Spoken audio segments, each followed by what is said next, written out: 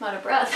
Today we're going to discuss a few books, at the risk of sounding overdramatic, that have changed my life. We're going to be talking about 4 different books today. Each of them changed my life in a different way. Now, let me preface this by saying that these aren't the 4 best books that I've ever read or 4 books that I recommend you go out and purchase right this second. This is going to be a much more personal video, and I think that'll become clear the more we talk about each one, but I just wanted to throw that out there. Before we begin, let's just address the elephant in the room, okay? My chapstick is still missing. My lips are very crusty. It's a hard time for all of us, but let's move on.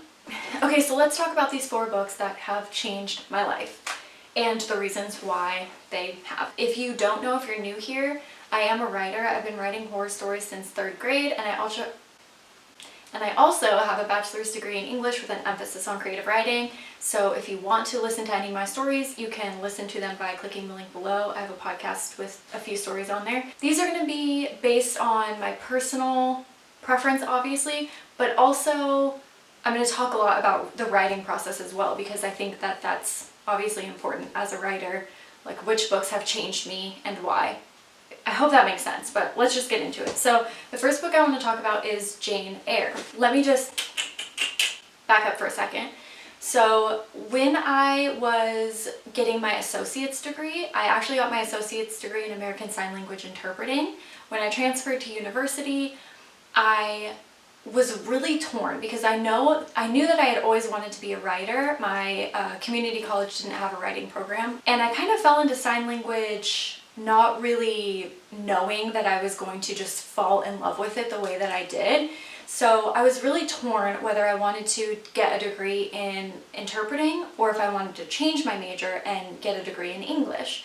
So I had always known I wanted to be a writer, and I just wasn't sure if it was necessary to go to a writing program to become a better writer. And I also didn't know if I wanted to give up interpreting because I really did love sign language. I fell in love with the culture, the community, the people, the language. So it was a really hard decision to make. There's quite a few reasons why I changed my major, and I'm not going to get into that. But when I did end up changing my major to English, Jane Eyre was the first novel that I read. So I was in kind of this limbo state where I wasn't sure if I was doing the right thing. I wasn't sure if I was, helping my career by switching majors, or if I was like setting myself back, because obviously interpreting is a lot more reliable than a career in the arts like writing is. It's my first semester as an English major, and I'm really questioning if I made the right decision, and the first book we read is Jane Eyre. Now, one reason why I wasn't sure if the English program was a good fit for me was because I'm a horror writer. I don't write traditional literary whatever. Horror isn't really taken that seriously, so I was nervous to go into a program writing the stories that I did. However, I read Jane Eyre, and this book changed everything. So first of all, Jane Eyre is written by Charlotte Bronte, and it is a love story. So when I knew that going in, I had heard of Jane Eyre before, and I know it was a love story. I don't like romantic comedies, so I figured I would just be rolling my eyes the whole way through. But I fell in love with this book. Everything about it. I mean, it's written so beautifully. The relationship between the 2 main characters is just so engaging, and it has a lot to do with romance, of course, and falling in love and kind of finding your place, but it's also a coming of age story, and there are horror elements within the novel. So if you haven't read it, I'm just gonna kind of give it away. So just a warning, skip ahead a little bit if you haven't read this and you want to. The man in the novel ends up keeping his crazy wife locked in a basement. There's also this like red room that gives you horror feelings. For me, reading Jane Eyre was a realization that, oh, there's horror in everything. And it really was at that point that every idea of like classic literature or literature that's in like the literary canon that you read in schools in high school or college or whatever, there's so much horror sewn into that. And for me, it was just a really big turning point to realize I am in the right place. This is exactly where I belong, and this is going to help me in my writing. And also, this is absolutely a book that I would recommend, but if you don't like romance and that sort of thing, maybe skip this one. So the next book I wanted to talk about is George Orwell's 1984. Obviously, this is an amazing book, and it's really interesting to read a book and as the years progress, have the book make more and more sense. So just face value, it's an amazing book. It's one of my favorite novels ever written. So most people probably have read this book, but here's the thing. The reason that changed my life isn't based on like the face value story of this novel. Now, obviously it's politically based. He writes a lot of political novels. Animal Farm is another one that's based around war. So it absolutely is like a political and social commentary and all that. I'm not negating the novel or saying that that isn't what it's about. However, a lot of people don't know that George Orwell was actually really sick when he wrote 1984. He was in a sanitarium suffering from tuberculosis, which he ended up dying from. You know, obviously tuberculosis was super contagious, and a lot of the time they spent alone in their rooms as tuberculosis? Why does that sound weird the more I say it? Tuberculosis, right? So if you think in that perspective, that George Orwell was sitting alone in a room essentially dying from an illness, writing a story about isolation, about the inability to have human contact, about the inability to show your true emotions. It's so interesting, and you get a complete different read of the novel. So this novel taught me a lot. Well, one, it taught me that you can read a story for face value, but if you learn the author's background and biography, you don't always have to, obviously, to read a story and have it make sense, but a lot of time it enhances or changes the way that you read something. So for me, that was really powerful, just to think of that aspect alone. However, it also taught me a lot in my writing.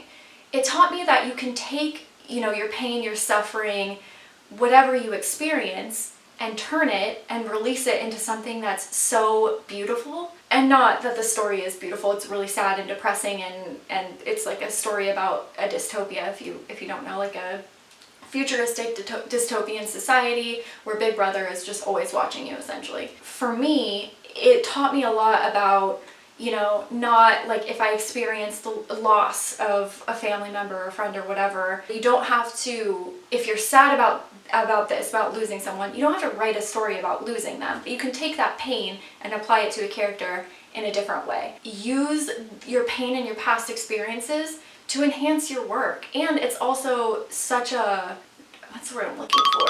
Oh, she can't speak English. Comforting, I guess, but kind of like a release, An example of this is that, okay, so this is from the Sunday Post. It says that the film quotes Orwell's description of Winston's physical condition, comparing it to that of a TB sufferer. And then here's a quote taken from, it says the film quotes Orwell's description, so I don't know if this is verbatim what's in the book, but it's drawn from the book.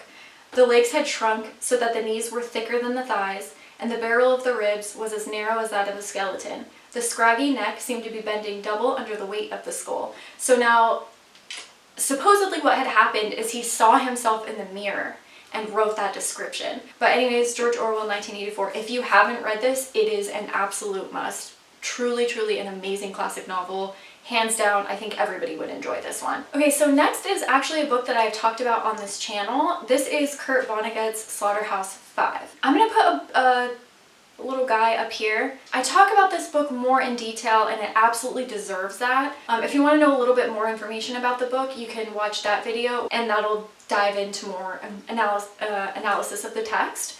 But essentially, this is an anti-war book written by Kurt Vonnegut, who served in World War II. Obviously very sad, powerful emotions going into writing this book. Now, the book itself is so interesting. Like I said, it's an anti-war book without really talking about the war.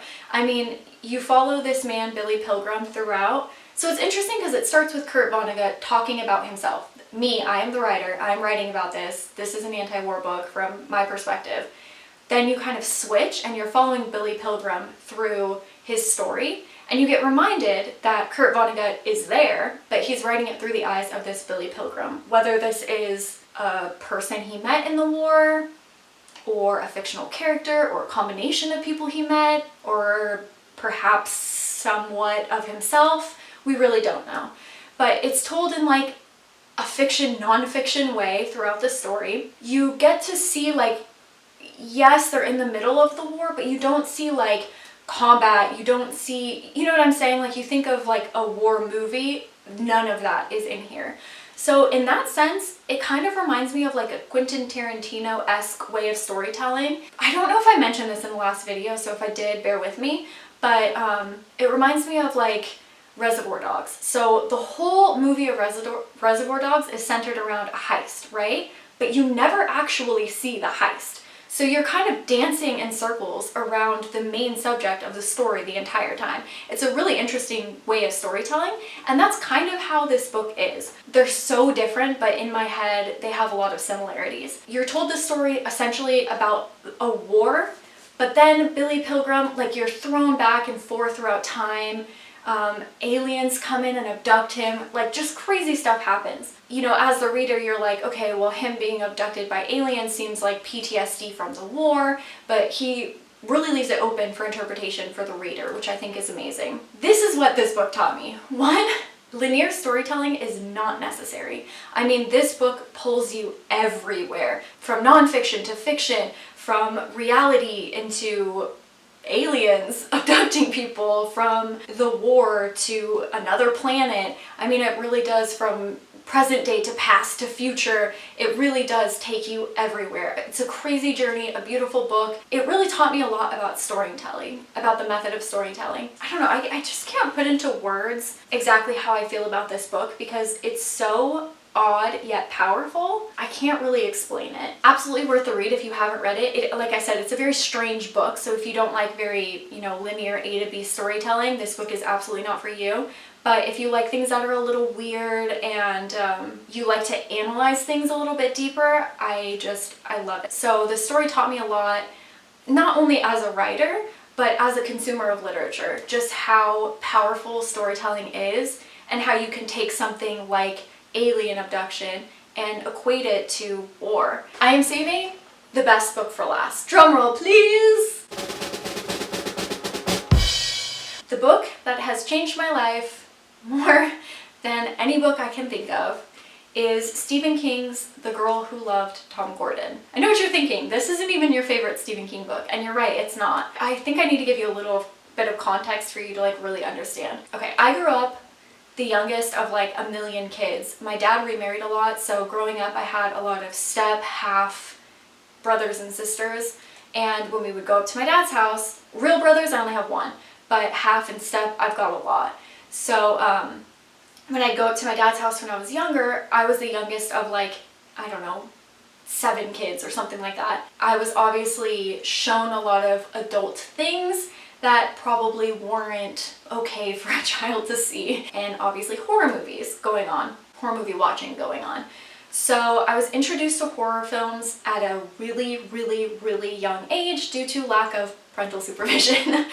Now first, they terrified me. I had nightmares. I would come home to my mom's house and she would be so mad at my dad that he let me watch another horror movie, and I would wake up screaming from nightmares for weeks on end. And then in the middle of elementary school, that fear kind of turned to curiosity. And the idea of sitting and watching a horror movie and having it not affect me, so where I could go to bed and sleep through the night and not have nightmares, gave me a powerful feeling, kind of like sidestepping that. I've always been a reader my whole life. My mom was a reader, so it was something that we did a lot together. I read a lot of mystery, thriller, adventure type novels when I was really, really young. And by the time I was in like 4th, 5th, 6th grade, I started really loving horror films. That fear really turned to excitement when I watched them. So I believe it was the year I graduated from 6th grade and went to 7th grade, I think. My mom bought me this book, The Girl Who Loved Tom Gordon. It was the first Stephen King book I've ever owned. It was the first Stephen King book I ever read. She was a big Stephen King fan, and so this was a really, really special thing for us. She bought me this, and I will never forget how this book changed my life. So, like I said before, I've been writing horror stories since 3rd grade. Horror has always been a huge part of my life, forever. However, this was my first introduction to an adult horror novel. I read this book in a few days. I could not put it down. It's about a girl who essentially gets lost in the woods. Her mind gets carried away. She's, you know, sick from eating berries and dehydrated and lost and scared. Okay, so we went up to my aunt's house and I finished it at my aunt's house.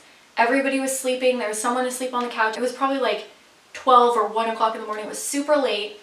and I was sitting in the kitchen because they had those lights like under the cupboards. So I was sitting in the kitchen, the only place that had light, my back up against the cupboards on the bottom, white-knuckled, reading the end of this novel. I will never forget the feeling of being transported into the forest with this girl and just seeing blackness, pitch blackness, hearing the noise of, you know, animals and howls and birds chirping and the crunching of leaves and twigs behind you. My heart was racing so fast when I finished this novel. How do I even explain this? Horror movies are amazing. You know, they're extremely visual. They get you excited. They get you scared. The music, they're amazing, right? But there is something so different about reading a horror novel and being sucked into a different universe that I had never experienced before. This book changed my life. It shaped who I am. I mean, not to be too dramatic, but I really do feel like I became a horror writer because of this book. After I read it, I was just like, yeah, I need more of that. Yeah, it really just began this like adventure of just chasing horror novels and falling in love with everything Stephen King wrote. My dog's sleeping, if you can hear him. Like, there's no defining moment when I realized like, oh, I'm gonna be a horror writer. It was just always something that I did. It was just in my nature. Now looking back, I think sitting on that tile floor, my dog's dreaming. You having a bad dream? You okay? Okay, real quick though, if my dog's whining in his sleep and I don't know if he's having a bad dream, I wake him up. And the second he hears my voice and opens his eyes, his tail just starts wagging and it's the sweetest thing ever. Oh my gosh, dogs are just so pure. Okay, sorry, back to where I was. I don't think there was one specific moment that I knew that I needed to be a writer. It's always been something that's just been second nature to me. I have journals from, you know, 5 years old learning how to write up until now. I'm keeping a journal now currently. I've always written stories and poems and plays. You know, literature has always been such an important part of my life. But now in retrospect, looking back, I think sitting on the tile floor, white-knuckled, being sucked into a different universe is really what made me become the horror writer that I am, or at least started that journey. Okay, so there you have it. Those are 4 books that have changed my life and the reasons why they have done so. I hope you liked this video. Before you guys leave, drop a comment below and let me know what books have changed your life. If you guys need more horror, feel free to follow me on Instagram where I never post, and feel free to check out my stories below. I hope you guys are staying safe and healthy and happy out there, and I will see you soon. Bye.